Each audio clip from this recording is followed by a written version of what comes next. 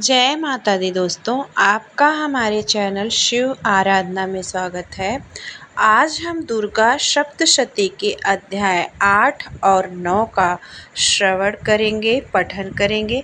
उम्मीद करती हूँ आप इस पूरे अध्याय को सुनेंगे और माता रानी की कृपा प्राप्त करेंगे। तो चलिए शुरू करते हैं। नवमो अध्याय निशुंभवध। मैं अर्धनारीश्वर के श्री विग्रह की निरंतर शरण लेता हूँ। उसका वर्ण बंदूक पुष्प और सुवर्ण के समान रक्त पीत मिश्रित है। अपनी भुजाओं में सुंदर अक्षमाला, पाश, अंकुश और वरद मुद्रा धारण करता है। अर्धचंद्र उसका आभूषण है तथा वह 3 नेत्रों से सुशोभित है। राजा ने कहा, भगवान आपने रक्त बीज के बस से संबंध रखने वाला देवी चरित्र का अद्भुत महात्म मुझे बतलाया। अब रक्त बीज के मारे जाने पर अत्यंत क्रोध में भरे हुए शुंभ और निशुंभ ने जो कर्म किया है उसे मैं सुनना चाहता हूँ। ऋषि कहते हैं, राजन, युद्ध में रक्तबीज तथा अन्य दैत्यों के मारे जाने पर शुंभ और निशुंभ के क्रोध की सीमा न रही। अपनी विशाल सेना इस प्रकार मारी जाते देख निशुंभ अमरस में भरकर देवी की ओर दौड़ा। उसके साथ असुरों की प्रधान सेना थी। उसके आगे पीछे तथा पार्श्व भाग में बड़े बड़े असुर थे जो क्रोध से ओठ चबाते हुए देवी को मार डालने के लिए आए। महापराक्रमी शुंभ आ पहुंचा। महापराक्रमी शुंभ भी अपनी सेना के साथ मातृगणों से युद्ध करके क्रोधवश चंडिका को मारने के लिए आ पहुंचा। तब देवी के साथ शुंभ और निशुंभ का घोर संग्राम छिड़ गया। वे दोनों दैत्य मेघों की भांत बाणों की भयंकर वृष्टि कर रहे थे। उन दोनों को द्वारा चलाए हुए बाणों को चंडिका ने अपने बाणों के समूह से तुरंत काट डाला और वस्त्र समूहों की वर्षा करके उन दोनों दैत्यपतियों के अंगों में भी चोट पहुंचाई। निशुंभ ने तीखी तलवार और चमकती ढाल लेकर देवी के श्रेष्ठ वाहन सिंह के मस्तक पर प्रहार किया। अपने वाहन को चोट पहुंचने पर देवी ने कुछ क्षुरप्र नामक बाण से निशुंभ की श्रेष्ठ तलवार तुरंत ही काट डाली और उसकी ढाल को भी, जिसमें 8 चांद जड़े थे, खंड खंड कर दिया। ढाल और तलवार के कट जाने पर उस असुर ने शक्ति चलाई, किंतु सामने आने पर देवी चक्र से उसके भी 2 टुकड़े कर दिए। अब तो निशुंभ क्रोध से जल उठा और उस दानव ने देवी को मारने के लिए शूल उठाया, किंतु देवी ने समीप आने पर उसे भी मुक्के से मारकर चूर कर दिया। तब उसने गदा घुमाकर चंडी के ऊपर चलाई, परंतु वह भी देवी के त्रिशूल से कटकर भस्म हो गई। तदंतर दैत्यराज निशुंभ को फरसा हाथ में लेकर आते देख देवी ने बाण समूह से घायल कर धरती पर सुला दिया। वाराही शक्ति ने कितनों को अपनी थूथुन की मार से नष्ट किया। दाढ़ों के अग्रभाग से कितनों की छाती छेद डाली तथा कितने ही दैत्य उसके चक्र की चोट से विदीर्ण होकर गिर पड़े। नारसिंही भी दूसरे दूसरे महादैत्यों को अपने नखों से विदीर्ण करके खाती और सिंहनाथ से दिशाओं में आकाश को गुजाती हुई युद्ध क्षेत्र में विचरने लगी। कितने ही असुर शिवदूती के प्रचंड अट्टहास से अत्यंत भयभीत हो पृथ्वी पर गिर पड़े और गिरने पर उन्हें शिवदूती ने उसे अपना ग्रास बना लिया। इस प्रकार क्रोध में भरे हुए मातृगणों को नाना प्रकार के उपायों से बड़े बड़े असुरों का मर्दन करते देख दैत्य सैनिक भाग खड़े हुए। मातृगणों से पीड़ित दैत्यों को युद्ध में भागते देख रक्तबीज नामक महादैत्य क्रोध में भरकर युद्ध करने के लिए आया। उसके शरीर से जब रक्त की बूंद पृथ्वी पर गिरती तब उसी के समान शक्तिशाली एक दूसरा महादैत्य पृथ्वी पर पैदा हो जाता। महासुर रक्तबीज हाथ में गदा लेकर इंद्रशक्ति के साथ युद्ध करने लगा। तब ऐन्द्री ने अपने वज्र से रक्तबीज को मारा। वज्र से घायल होने पर उसके शरीर से बहुत सा रक्त चूने लगा और उससे उसी के समान रूप तथा पराक्रम वाले योद्धा उत्पन्न होने लगे। उसके शरीर से रक्त की जितनी बूंदी गिरती उतने ही पुरुष उत्पन्न हो गए और सब रक्तबीज के समान ही वीरवान, बलवान तथा पराक्रमी थे। वे रक्त से उत्पन्न होने वाले पुरुष भी अत्यंत भयंकर अस्त्र शस्त्रों का प्रहार करते हुए मातृगणों के साथ घोर युद्ध करने लगे। पुनः वज्र के प्रहार से जब उसका मस्तक घायल हुआ तब रक्त बहने लगा और हजारों पुरुष उत्पन्न हो गए। वैष्णवी ने युद्ध में रक्तबीज पर चक्र का प्रहार किया तथा ऐन्द्री ने उस दैत्य सेनापति को गदा से चोट पहुंचाई। उस भयंकर महापराक्रमी ओम निशुंभ के धराशायी हो जाने पर शुंभ को बड़ा क्रोध हुआ और अंबिका का वध करने के लिए वह आगे बढ़ा। रथ पर बैठे बैठे ही उत्तम आयुधों से सुशोभित अपनी बड़ी बड़ी 8 अनुपम भुजाओं से समूचे आकाश को ढककर वह अद्भुत शोभा पाने लगा। उससे आते देख देवी ने शंख बजाया और धनुष की प्रत्यांचका भी अत्यंत दुस्सह शब्द किया। साथ ही अपने घंटे के शब्द से जो समस्त दैत्य सैनिकों का तेज नष्ट करने वाला था संपूर्ण दिशाओं को व्याप्त कर दिया। तदंतर सिंह ने भी अपनी दहाड़ से, जिसे सुनकर बड़े बड़े गजराजों का महान मद दूर हो जाता था, आकाश पृथ्वी और 10 दिशाओं को गुजा दिया। फिर काली ने आकाश में उछलकर अपने दोनों हाथों से पृथ्वी पर आघात किया। उससे ऐसा भयंकर शब्द हुआ जिससे पहले की सभी शब्द शांत हो गए। तत्पश्चात शिवदूती ने दैत्यों के लिए अमंगलजनक अट्टहास किया। इन शब्दों को सुनकर समस्त असुर थर्रा उठे, किंतु शुंभ को बड़ा क्रोध हुआ। उस समय देवी ने जब शुंभ को लक्ष्य करके कहा, ओ दुरात्मन, खड़ा रहा। तभी आकाश में खड़े हुए देवता बोल उठे, जय हो, जय हो। शुंभ ने वहां आकर ज्वालाओं से युक्त अत्यंत भयानक शक्ति चलाई। अग्निमय पर्वत के समान आती हुई उस शक्ति को देवी ने बड़े भारी लूके से दूर हटा दिया। उस समय शुंभ के सिंहनाद से तीनों लोग गूंज उठे। राजन, उसकी प्रध्वंस से वज्रपात के समान भयानक शब्द हुआ, जिसने अन्य सब शब्दों को जीत दिया। शुंभ के चलाए हुए बाणों के देवी ने और देवी के चलाए हुए बाणों को शुंभ ने अपने भयंकर बाणों द्वारा सैकड़ों और हजारों टुकड़े कर दिए। तब क्रोध में भरी हुई चंडिका ने शुंभ को शूल से मारा। उसके आघात से मूर्छित हुआ पृथ्वी पर गिर पड़ा।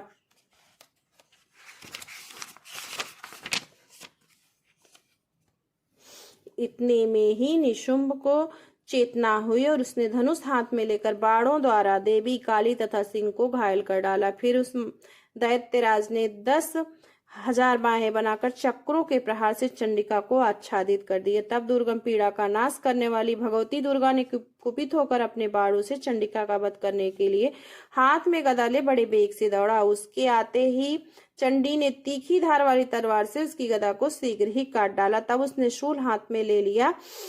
देवताओं को पीड़ा देने वाले निशुंभ को शूल हाथ में लिए आते देख चंडिका ने वेग से चलाए हुए अपने शूल से उसकी छाती छेद डाली।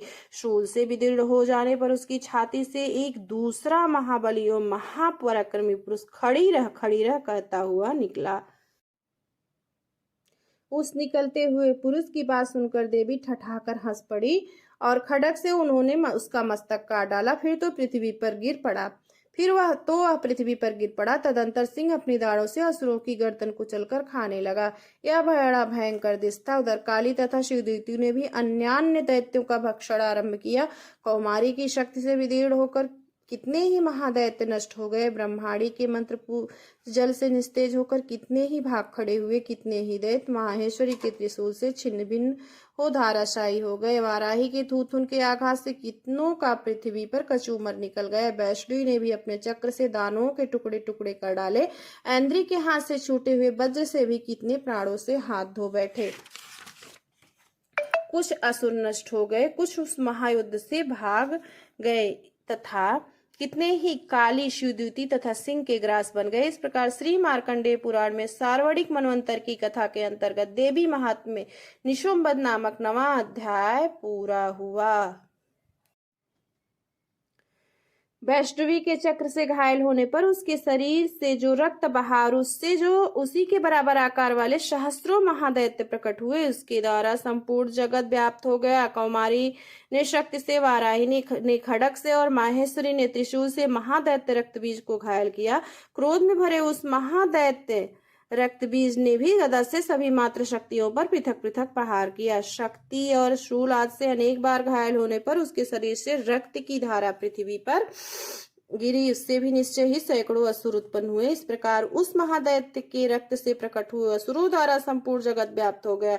इससे उन देवताओं को बड़ा भय हुआ। देवताओं को उदास देख चंडिका ने काली से शीघ्रता पूर्वक कहा, चामुंडे, तुम अपना मुख और भी फैलाओ तथा मेरे शस्त्रपात से गिरने वाली रक्त बिंदुओं और उनसे उत्पन्न होने वाले महादैत्यों को तुम अपने इस उतावले मुख से खा जाओ। इस प्रकार रक्त से उत्पन्न होने वाले महादैत्यों का भक्षण करते हुए तुम रण में विचरती रहो। ऐसा करने से उस दैत्य का सारा रक्त क्षीण हो जाने पर वह स्वयं भी नष्ट हो जाएगा। उन भयंकर दैत्यों को जब तुम खा जाओगी तब दूसरे नए दैत्य उत्पन्न नहीं हो सकेंगे। काली से यूं कहकर चंडिका देवी ने शूल से रक्त बीज को मारा और काली ने अपने मुख में उसका रक्त ले लिया। तब उसने वहां चंडिका देवी गदा से प्रहार किया, किंतु उस गदापात ने देवी को तनिक भी वेदना नहीं पहुंचाई। रक्तबीज के घायल शरीर से बहुत सा रक्त गिरा, किंतु ज्यों ही वह गिरा त्यों ही चामुंडा ने उसे अपने मुख में ले लिया। रक्त गिरने से काली के मुख में जो महादैत्य उत्पन्न हुए, उन्हें भी वह चट कर गई। रक्तबीज का रक्त भी पी लिया।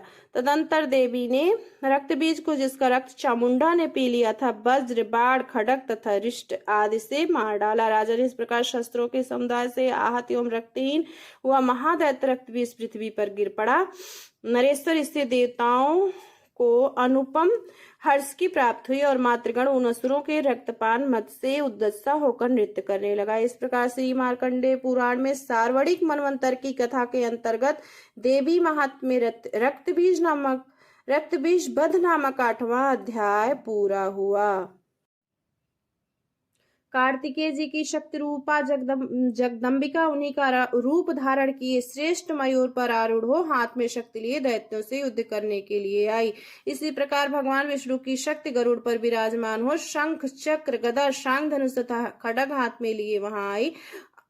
अनुपम यज्ञ वाराह का रूप धारण करने वाले श्री हर की जो शक्ति है, वह भी वाराह शरीर धारण करके वहां उपस्थित हुई। नारसिंह शक्ति भी नृसिंह के समान शरीर धारण करके वहां आई। उसके गर्दन के बालों के झटकने से आकाश के तारे बिखरे पड़ते थे। इसी प्रकार इंद्र की शक्ति वज्र हाथ में लिए गजराज ऐरावत पर बैठकर आई। उसके भी सहस्त्र नेत्र थे। इंद्र का जैसा रूप है वैसा ही उसका भी था। तदंतर उन देव शक्तियों से घिरे हुए महादेव जी ने चंडिका से कहा, मेरी प्रसन्नता के लिए तुम शीघ्र ही इन असुरों का संहार करो। तब देवी के शरीर से अत्यंत भयानक और परम उग्र चंडिका शक्ति प्रकट हुई, जो सैकड़ों गीदड़ियों की भांति आवाज करने वाली थी। उस अपराजिता देवी ने धूमिल जटा वाले महादेव जी से कहा, भगवान आप शुंभ निशुंभ के पास दूत बनकर जाइए और अत्यंत गर्वीले दानव शुंभ एवं निशुंभ दोनों से कहिए, साथ ही उनके अतिरिक्त भी जो दानव युद्ध के लिए वहां उपस्थित हो उनको भी यह संदेश दीजिए, दैत्यों यदि तुम जीवित रहना चाहते हो तो पाताल को लौटाओ। इंद्र को त्रिलोकी का राज्य मिल जाएगा और देवता यज्ञ भाग का उपभोग करें। यदि बल के घमंड में आकर तुम युद्ध की अभिलाषा रखते हो तो आओ, मेरी शिवाएं योगिनियां तुम्हारे कच्चे मान से तृप्त हो। चूंकि उस देवी ने भगवान शिव को दूत के कार्य में नियुक्त किया था, इसलिए वह शिव दूती के नाम से संसार में विख्यात हुई।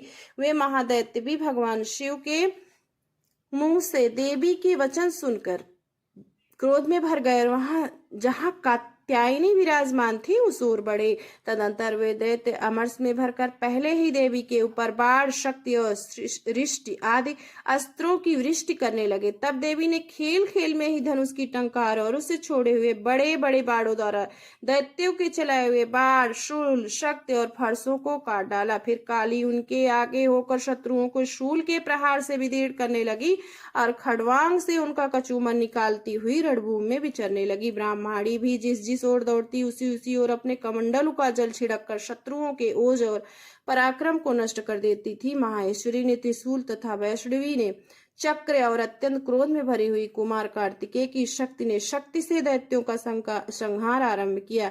इंद्र शक्ति के वज्र प्रहार से विदीर्ण हो सैकड़ों दैत्य दानव रक्त की धारा बहाते हुए पृथ्वी पर सो गए।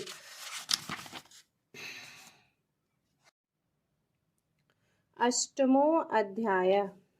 मैं अणिमा आदि सिद्धिमय किरणों से आवृत भवानी का ध्यान करता हूँ। उनके शरीर का रंग लाल है, नेत्रों में करुणा लहरा रही है, हाथों में पाश, अंकुश, बाण और धनुष शोभा पाते हैं। ऋषि कहते हैं, चंड और मुंड नामक दैत्यों के मारे जाने तथा बहुत सी सेना का संहार हो जाने पर दैत्यों के राजा प्रतापी शुंभ के मन में बड़ा क्रोध हुआ। उसने दैत्यों की संपूर्ण सेना को युद्ध के लिए कूच करने की आज्ञा दी। वह बोला, आज उदायुध नामक 86 दैत्य सेनापति अपनी सेनाओं के साथ युद्ध के लिए प्रस्थान करें। कंबू नाम वाले दैत्यों के 84 सेना नायक अपनी वाहिनी से घिरी हुई यात्रा करें। 50 कोटवीर कुल के और 100 धौम्र कुल के असुर सेनापति मेरी आज्ञा से सेना सहित कूच करें।